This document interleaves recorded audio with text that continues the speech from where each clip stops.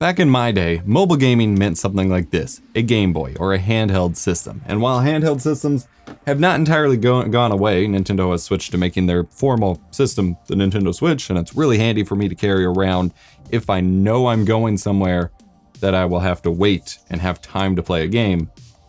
Most people these days think of mobile gaming as a smartphone, something you always have in your pocket and is way more convenient to pull out when you have unexpected wait times when you're ready to play a game, assuming you can survive the onslaught of notifications for loot boxes and events and yada yada going on every time you launch a game. It's rewards, you got loot boxes, you got coins, you got unlocks, you got badges. With mobile gaming becoming more popular, we're seeing a lot more gaming-oriented smartphones, and this one that we're reviewing today is a $400 budget mobile gaming beast, budget being half the price of normal flagships and a third of the price of normal flagships today with the $1,200 Galaxies and iPhones. Yeah, but it is a gaming beast for $400, and in some ways, it's kind of cheating. I've had a lot of fun with it, and I'm stoked to share my review with you here today. This is the Nubia Red Magic Mars, and this is not their newest phone, but one of their flagship gaming phones that they have released. They have a new one coming out, the Red Magic 3, that should be released around the time that this video comes out, so hopefully I can get a review of that coming up pretty quickly, as that one seems to have some nice improvements over the complaints that I have of this one. Full disclosure, this was sent by Nubia for review, but no one has seen this review before it is posted. No one's paying for it or sponsoring it or anything like that. You guys know the drill. The Red Magic Mars comes loaded with a Snapdragon 845 processor and an Adreno 630 GPU. You can get it up to 10 gigabytes of RAM and up to 256 gigabytes of storage, which is a lot. My specific model here has 8 gigs of RAM and 128 gigs of storage. That is still a significant amount. That means you can put pretty much all the games you ever want on here. Put some music on here, some movies. If you play emulators, get some ROMs on here and not have to worry about running out of space. And all of that RAM means you can easily switch between applications and have a lot going on at once, and it's not going to necessarily slow down because of memory constraints, which is pretty cool. The phone has a 3,800 milliamp hour battery, which lasts a significant amount of time if you're not playing the highest end games for a very long time. So for example, PUBG Mobile or the Revolution MMO on the highest settings for lengthy 20 to 30 minute gaming sessions can really drain the battery, but just hopping into a couple games of Mortal Kombat, doing normal use for a little bit or leaving it alone for a little bit, hopping into Asphalt or something, leaving it alone overnight, yada yada, it lasts a ridiculously long time that way. So it's nothing revolutionary, but it was quite impressive. The phone has a dual SIM tray, but not the ability to use one of the SIM slots as a micro SD slot, so no expandable storage, which isn't necessarily a problem given how much internal storage there is, but still would have liked to seen it. The screen is kind of cool, but not the best. It's a 2160 by 1080 2x1 or 18x9 display. It is pretty nice. It's made by NEG. It's like the TX2 or something weird I've never heard of. It's decent.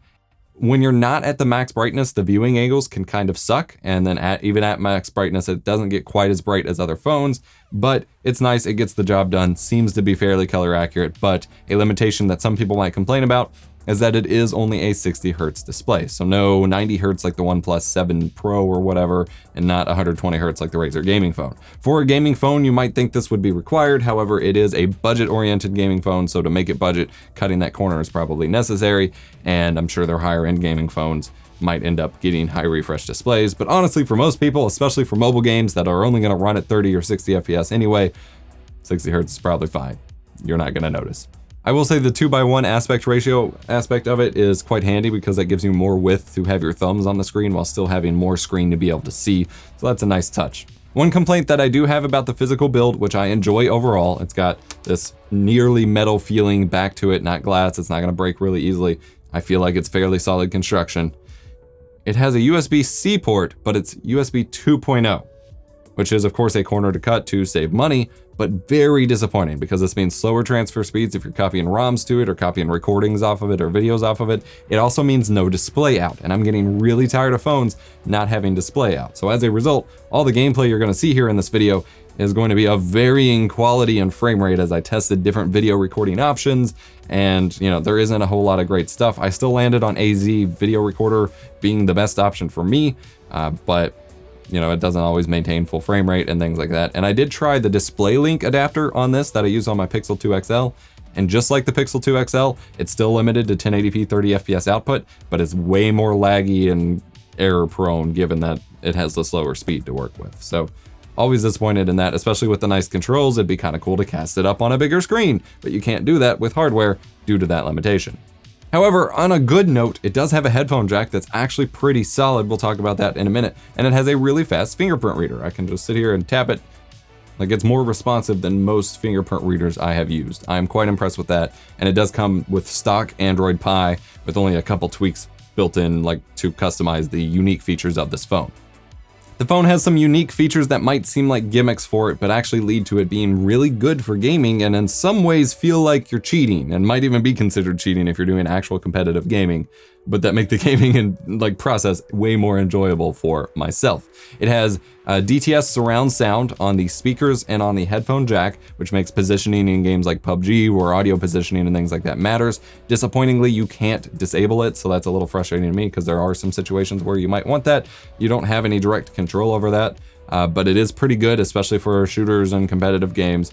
And then it does have, it does have a headphone jack. However, the speakers, despite the fact that there is a chin on this phone, the second speaker is bottom firing, which means when I'm actually playing a game, I am always completely blocking that bottom speaker with my finger, and then the sound gets all distorted. I don't know why they didn't do a second front firing speaker. Would have been way better, but that is a complaint, but you can play with headphones, of course.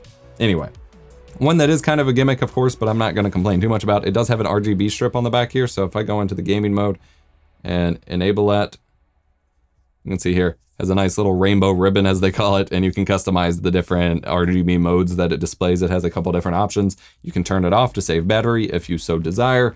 I'm not gonna complain about someone getting extra flair on their phone, especially for a $400 investment. That's a lot of money for a lot of people. A little extra flair, if you want it, is there, and it's an option that you can turn off, but it is 100% a gimmick. Of course, it doesn't offer anything.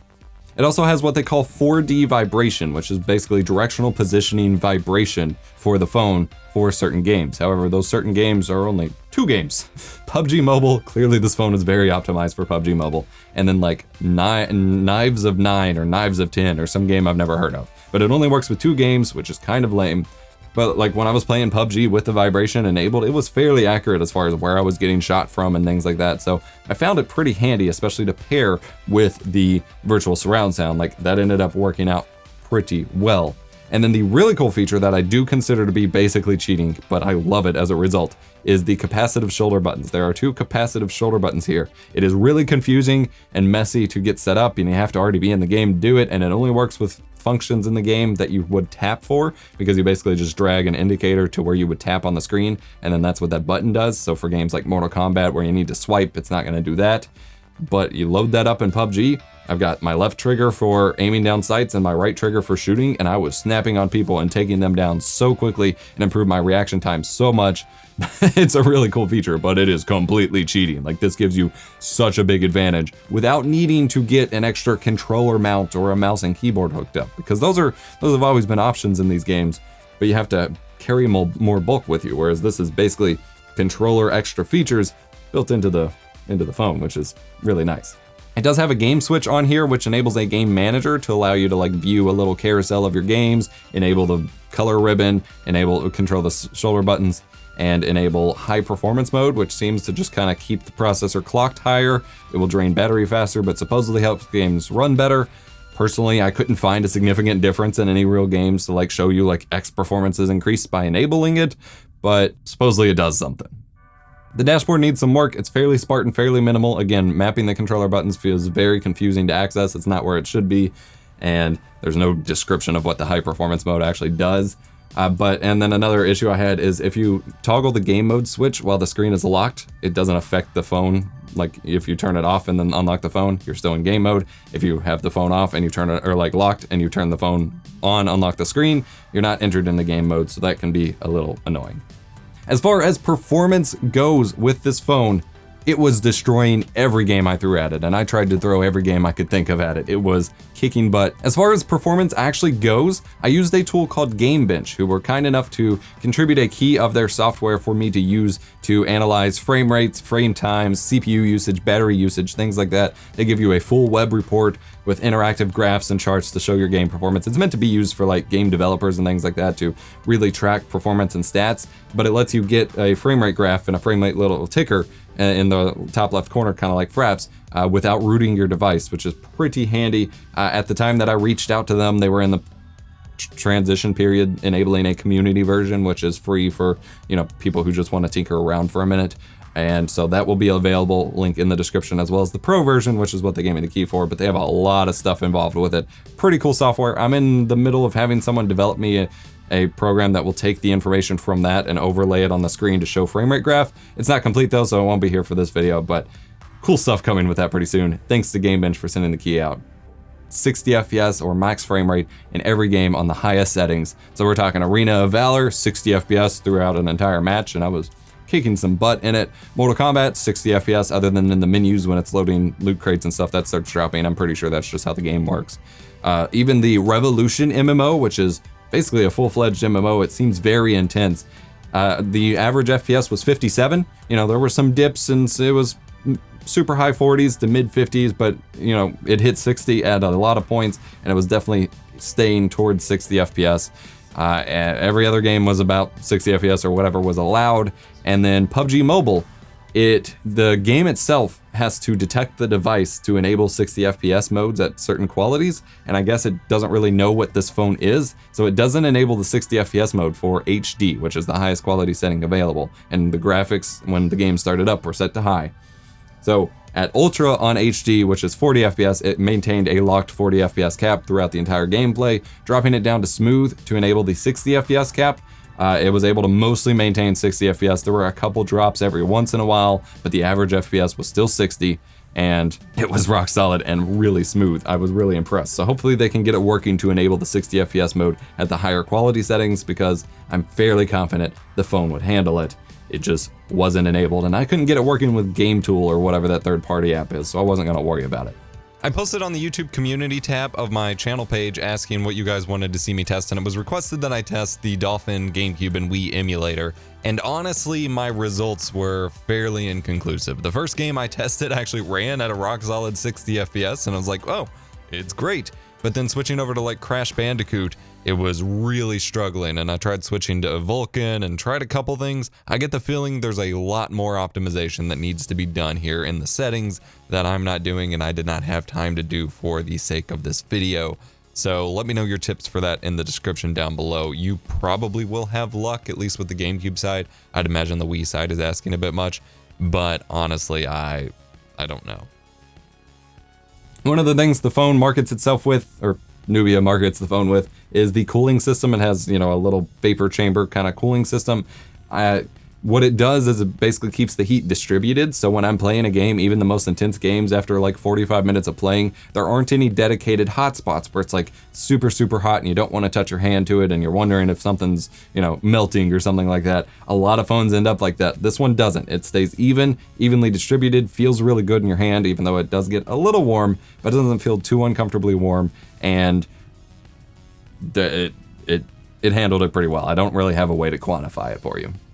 The headphone jack on the top here is pretty good. It has a really good DAC in it. It was able to power and make good sound with my 600 ohm Beyerdynamic DT990s. Listening to music, FLAC files, things like that. The imaging is nice, the details are nice, the sound sounds like the headphones are supposed to sound. It doesn't get disturbingly, like deafeningly loud or anything like that, and I have to keep it on the highest volume, but it doesn't have that issue that some DACs have or amps have where it can technically power your headphones, but it doesn't sound very good while it's doing it. It sounds really good, it can just only power them to a certain volume, but for positioning in PUBG and listening to music and rocking out, headphone jack did a really good job, and I'm glad to still see it included here. Still ticked about that USB port. Wish it was USB 3, wish it had display capabilities. I'm getting real frustrated with phones not including it. Apologies again for the game capture looking kind of messed up. Bringing even more bang for your buck, for this $400 phone that's mainly gaming oriented, the camera is stupidly good. If you're just looking at the still images, I have a couple of selfies here on the front and rear cameras. It doesn't look like anything to write home about, and honestly I haven't used it a whole bunch because I tried doing stuff with the selfie camera and didn't like it. But that rear camera does 4K 30 FPS or 1080p 60 FPS, and videos from both of those look surprisingly good. Like, this competes with my Pixel 2 XL, which I just got to use as a camera. I was really surprised with how good the video quality is. And Red Magic also has a non-gaming phone that has a like 8K camera on it or something. So I'm really curious to see if I can get my hands on that as well. Yeah, overall the phone is pretty solid. I would definitely recommend it if you're looking for a $400 gaming phone option. Like, I've been having much more of a blast playing mobile games with a dedicated device for it that can actually run them decently. I just wish I could capture it better. But yeah, if you want to see more mobile game related content, I am doing a couple of follow-up videos that are linked to this on my gaming channel, which will be linked in the description below, youtube.com/EposVox Gaming, just talking about some stuff related to mobile games and things like that. And I do other gaming videos over there as well, trying to get the channel relaunched.